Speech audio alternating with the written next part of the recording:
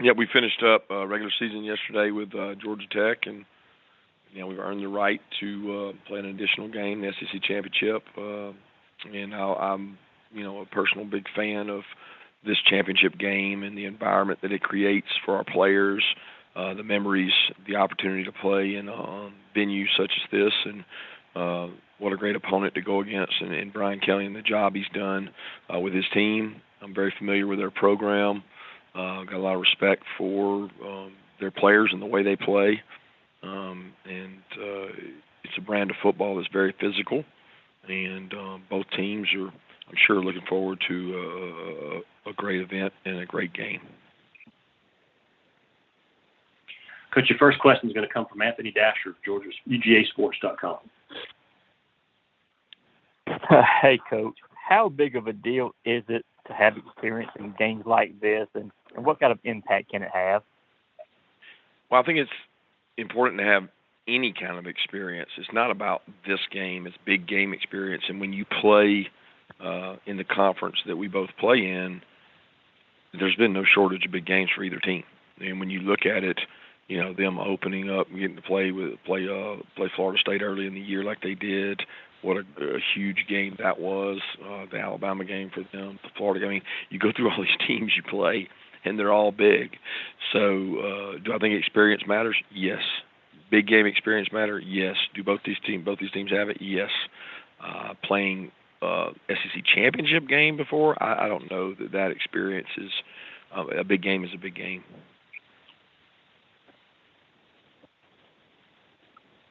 Next, we'll go to Chip Towers of the AJC. Yeah, Coach, we spend so much time talking about the playoff rankings and everything else, but this was one box you guys were unable to check last year, winning the championship. How much of an incentive is that, just winning the league title? It's the next game. So for us, it's been all about the next one all year. The great teams worry about the next one more than the last one, and that's what we're trying to be, is a team that worries about the next one more than the last one. Next is Jordan Hill of Dogs 24/7. Yeah, Kirby, it seems like these last probably 2 or 3 games, you guys have really run the ball even better than y'all had earlier in the year. What has stood out to how well you guys have been able to run the ball the last 2 or 3 games? The physicality at the line of scrimmage. I think the line of scrimmage is playing well. They're playing really physical. They've challenged those guys. Some instances because of the weather, conditions, and some because of the look that the defense gave us, and each one's different. But those guys have played physical. The backs have done it by committee, and that's been helpful. We saw AD warm up on Saturday. Just how are you guys feeling about him going into this week? He's better than he has been. He's improved each week. Was able to practice a little bit last week and was able to do a little more this week in terms of warm-ups and in the game.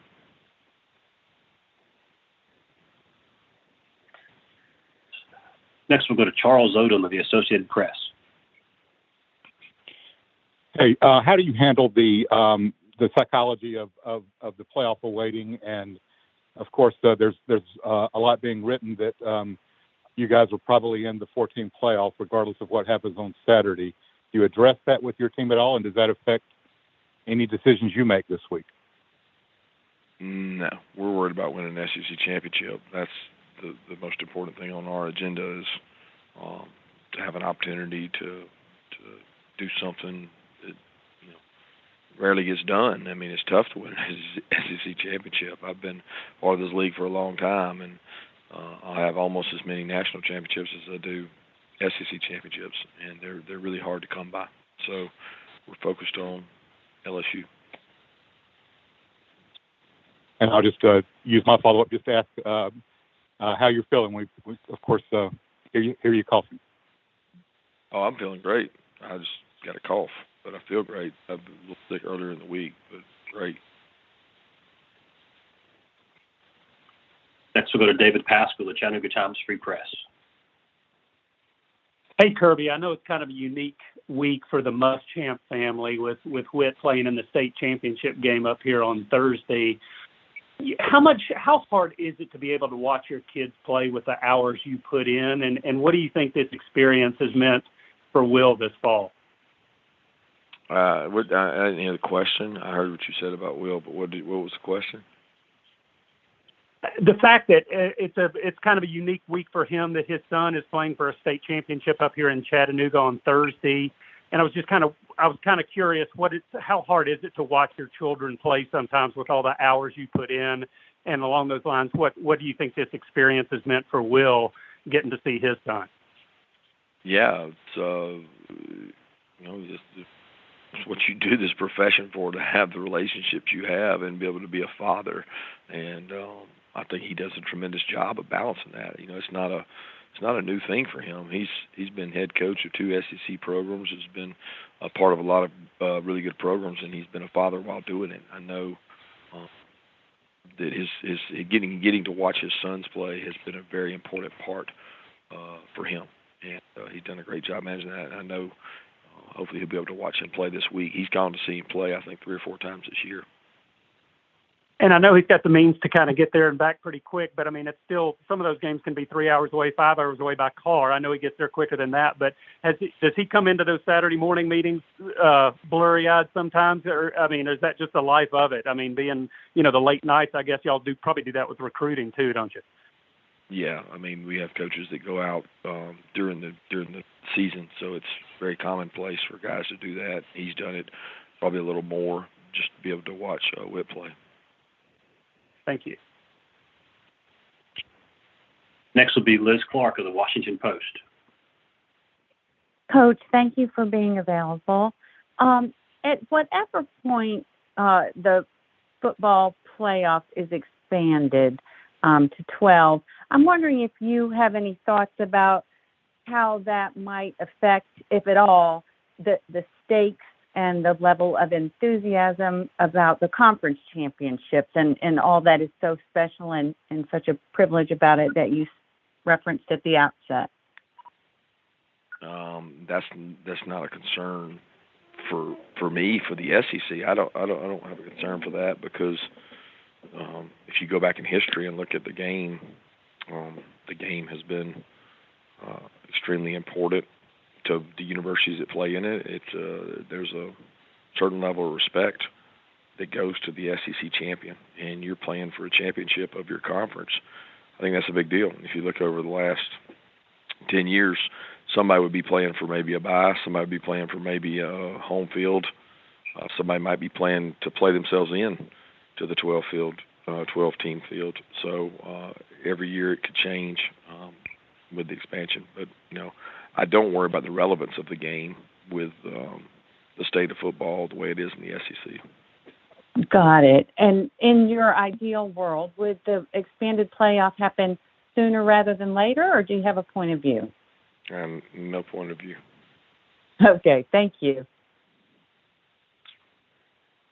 Next is Wilson Alexander, The Advocate.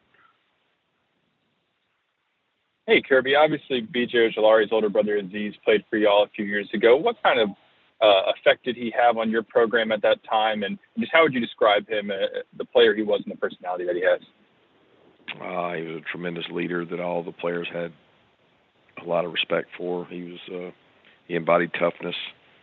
He was a guy that never shied away from contact, and all the guys on the team respected. He was almost a unanimous captain, and had the most votes we've had at the time for a captain, and was a great leader, and he's a great young man. And I'm also curious, Todd Monken, there's some connections with him and like Coach Kelee and Denbrock way back Grand Valley State days. Just him as an offensive coordinator, what is it that he does so well to design this scheme? Well, he utilizes the talents of the players he has. He does a really good job of tying run game and pass game together, using different tempos. He does a good job calling the game aggressively and keeping things mixed up. I think if you talk to the defensive coordinators that go against him, he ties the run and pass game really well together, the play action part of that. Thank you. Next is Mark Weiser, the Athens Banner-Herald. Kirby, you guys went up against a Kentucky team that came off a loss to Vanderbilt and gave you a lot to handle that week. Do you expect the same from LSU, knowing that they're disappointed, obviously losing last night to Texas A&M? Yeah, I don't know that the week before's result is a major factor. I mean, you think they'd want to win any less if they won last night? I just don't look at things like that. I look at it as we're preparing ourselves to give ourselves the best chance to win this game, and regardless of the outcome of last night's game, I think LSU is going to be ready to play us. Thank you. We have time for a few more. If there are more questions for Coach, please press 10. Next, we'll go to Steve Moulton, WZZN. Coach, congratulations on getting to this point in consecutive years, and I can't help but ask of going there throughout this season with a bullseye squarely on your team. How do you think the team has responded to that for you this year, Coach?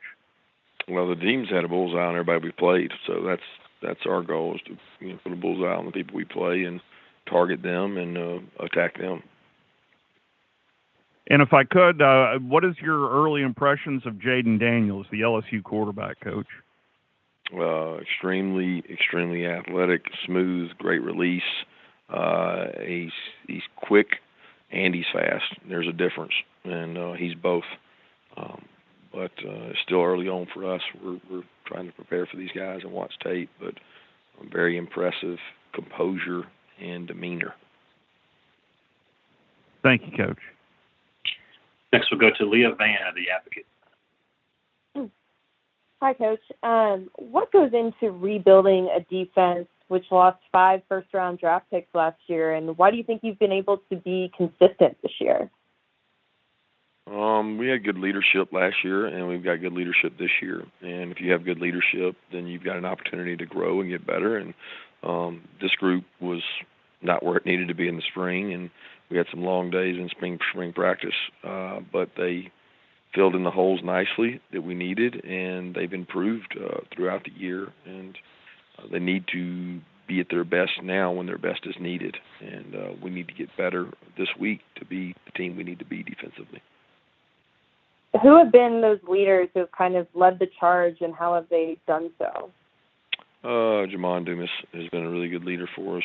Chris Smith has been a great leader for us. Jalen Carter, Robert Beal. I mean, Nolan was a great one that's now injured. So, but they do it by the way they practice and the tone they set with physicality and striking people.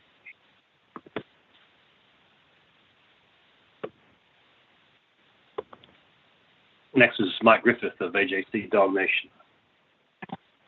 Hey, Kirby, just looking at LSU personality-wise, how comparable or different is this Brian Kelee version of football versus what you saw when you faced Notre Dame in 2019? Just a different makeup, different. They got these big physical SEC players. Not that they didn't when they were at Notre Dame, but they've got really good skill players. They've got an extremely athletic quarterback. They do a tremendous job defensively. I got a lot of respect for their defensive staff and what they do. But they're really athletic. I mean, LSU never is going to be short on players. And the state in that area, high school football is so meaningful, and they do such a good job recruiting that he's got some really talented guys, really talented players playing.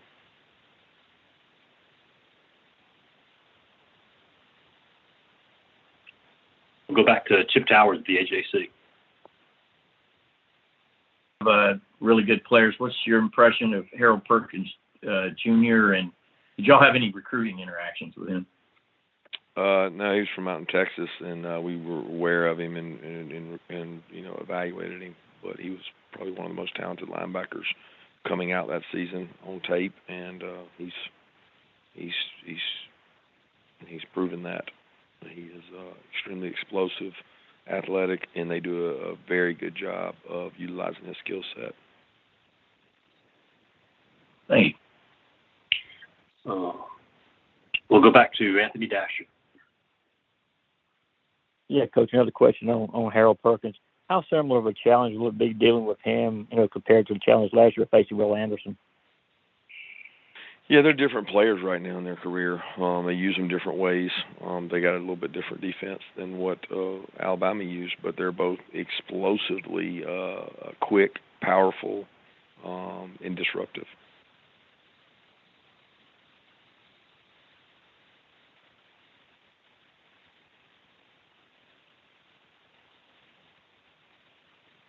We'll go back to Jordan Hill. Yeah, Kirby, what sort of stands out to you about how LSU's defense attacks and what makes them a good defense? Well, I'll be honest with you, it's still early on. I mean, I'm just, this is not a team that we prepared for during the regular season, so it's early to say. I'm just getting to watch them.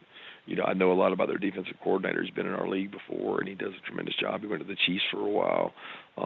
He's one of the best in the league. He understands how to attack offenses and what to take away, and we've had them some on defense in crossover of teams we've played this year. And then, do you have an update on Marvin or Zion out of yesterday? Marvin's got an ankle sprain. Not sure the severity. Zion's good. Zion was dealing with that same injury from the Kentucky game, but I think Zion's going to be fine. Thanks. So a follow-up from Mike Griffith. Yeah, Coach, you mentioned Jaden Daniels a minute ago. Is there any comparison, any past players, explosive quarterbacks in the league that Jaden reminds you of? Yeah, I don't really like doing comparisons. He's extremely athletic. He's got a great arm, great release, and he's got a lot of talented players around him. I remember watching him play when he was out in the pack, and knew he was going to be a good player. And they've invested in him. And you talk about significantly improving from game one to now. He is unbelievably improved. They've done a great job with him.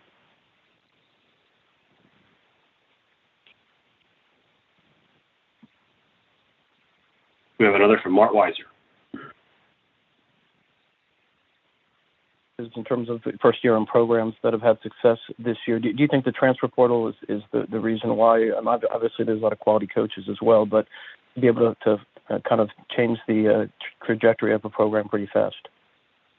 I'm not sure what you said at the beginning of that, Mark, what the beginning of that question was. Well, I'm talking about first-year head coaches at new programs having a lot of success in year one, knocking on the door of playoffs and stuff like that.